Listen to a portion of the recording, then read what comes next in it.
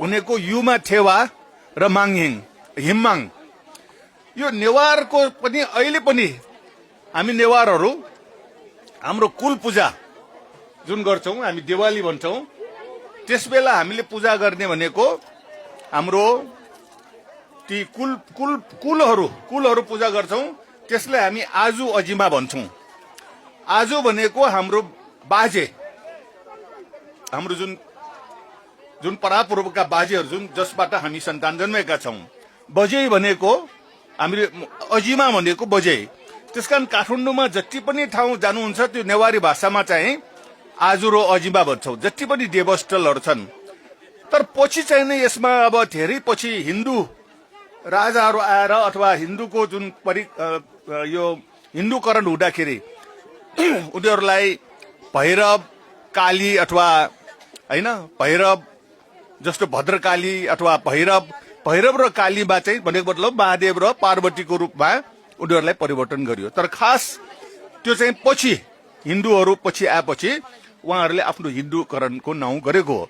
त्यस्तै अब यहाँ पनि मैले देखिरहेको छु कि युमा र थेवा, त्यो भनेको हाम्रो पुर्खा नै हो। हाम्रो देवता भनेको हाम्रो जुन हैन हामीले जुन पुज्नेहरू भनेको हामी उहाँकै सन्तानहरू हौं भनेर। त्यसकारण अहिले चाहिँ नि मैले जीवित रूपमा यहाँहरूको जुन पूजा विधि र सबै धर्मका कुराहरू सुन्दाखेरि र हाम्रो नेवारहरूको पनि हामी पनि आजु अजिमा नै पुज्छौं।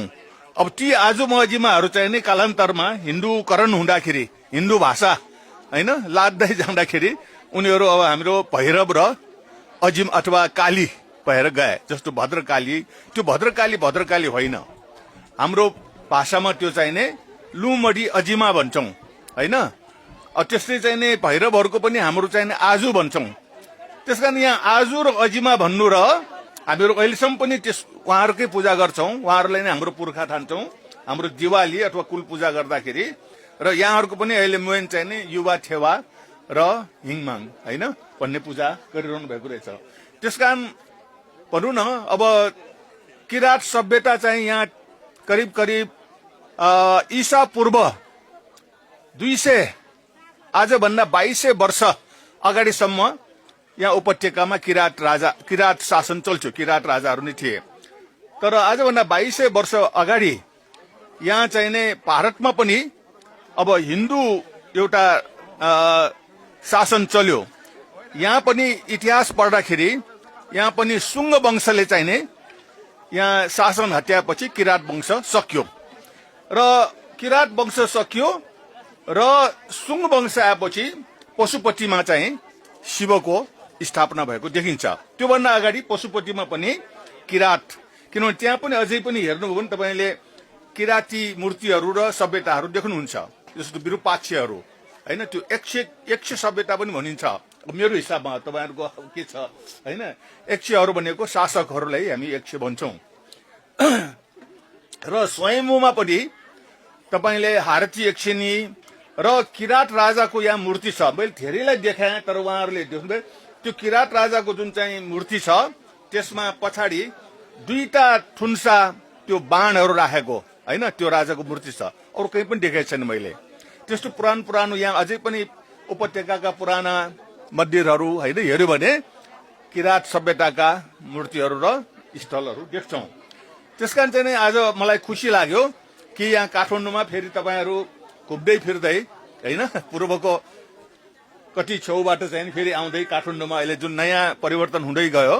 अहिले काठमाडौँ भनेको नेवारहरू मात्र बस्ने ठाउँ नभएर अहिले सबै क्षेत्रको मानिसहरू आउनु भएको छ र यहाँ पनि अब किराँत सभ्यता र अब यहाँ पूजा स्थल बनेको छ र हामीलाई खुसी लाग्यो कि हामीहरू करिब 2200 वर्ष अगाडि छुटिएका भनौँ न। तपाईँको किराँतहरू त यहाँ बसे, हाम्रो जुन चाहिँ नेवार भएर बसिसकेका छन्। तर शासकहरू चाहिँ नि त्यो राज्यमा लडाईँमा हारेपछि सायद उहाँहरू पूर्वतिर गएको होला भन्ने अन्दाज राख्न सक्दछौँ। र आज फेरि हामी यहाँ काठमाडौँमा यो किराँत धर्मको जुन स्थान निर्माण भएर आज हामी गुरु फाल्गु नन्दको स्मरण उहाँको आज जुन पूजा गर्दैछौँ र त्यसमा शरीक हुन पायो र मैले धेरै कुरा सिक्न पायो। र मैले पढेको मात्र कुरा होइन कि आज आफ्नै आँखाले देख्न पायो र फूल पनि मैले पाएँ र ज्योति पनि बाल्न पाएँ। त्यसकारण यो मेरो लागि भाग्यको कुरा हो। अब हामी के विश्वास गर्छौँ भन्दाखेरि हामी कर्ममा विश्वास गर्छौँ नि। हामीले जे बोल्छौँ त्यही कुरा हामीलाई फेरि पछि आउँदो रहेछ। जे गर्छौँ त्यसको रिजल्ट आउँछ, परिणाम आउँछ। अथवा हामी काय वाक चित्त भन्छौँ, शरीरले गर्ने, वचनले गर्ने र मनले गर्ने हामी गरिरहेका हुन्छौँ, तर त्यसको फल चाहिँ नि केही समयपछि आउँदो रहेछ। मैले किराँतहरूको बारेमा होइन धेरै वर्षदेखि आफूले जानेको कुराहरू बोलिरहेको हुनाले आज त्यही नाताले मलाई आज यहाँ अतिथिको रूपमा होइन यहाँहरूले बोलाउनु भयो। त्यो मतलब पहिले धेरै वर्ष अगाडिदेखि किराँतको बारेमा बोलिरहेको हुनाले मैले बोल्ने पनि कर्म हो के।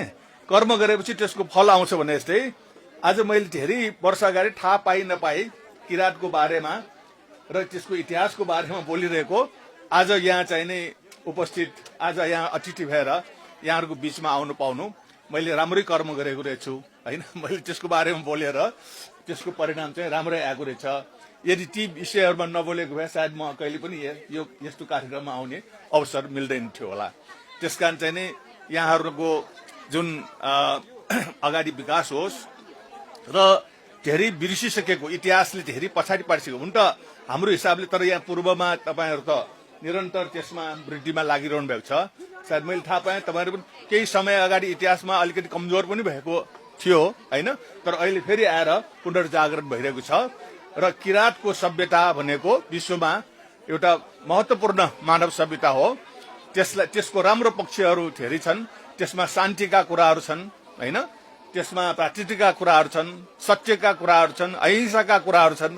आज हामीलाई ती मूल्य मान्यताहरूको धेरै आवश्यक छ होइन। ती कुराहरू नबुझ्दाखेरि नै हामी हिंसामा उत्रिन्छौँ। जस्तो हालसालै जुन यहाँ के भने आन्दोलन भन्ने के भन्ने होइन, तर त्यो आन्दोलनमा चाहिँ के भने धेरै आगजनी भयो होइन, धेरै क्षति भयो। सायद हामीले किराँत धर्मको कुराहरू अथवा हाम्रा जुन राम्रा कुराहरू सबैले थाहा पाएको भए अर्कै ढङ्गले पनि परिवर्तनहरू होइन शान्तिपूर्ण ल्याउँथ्यो होला। अब अहिले देश अलिकति अप्ठ्यारो परिस्थितिमा गएको कारण चाहिँ हामीसँग किराँत होइन धर्मका विचारहरू अथवा अरू पनि राम्रा, जस्तो म त बुद्धिस्ट हुँ, त्यसका बुद्धका पनि कुराहरू, यी कुरा थाहा पाएको भए सायद हिंसामा उत्रिन्थ्यो। किन यो अहिंसा सत्यको आधारमा यो किराँत धर्म अगाडि बढिरहेको छ। त्यसकारण यहाँहरू सबैलाई म आफ्नो शुभकामना दिन चाहन्छु। र म फेरि निकै हिँडिहाल्नु पर्ने भएको हुनाले धेरै लामो बोल्ने म सकिनँ। यहाँहरूबाट क्षमा चाहन्छु र यतिकैमा प्रगति र शुभकामना दिन्छु। हस्, धन्यवाद।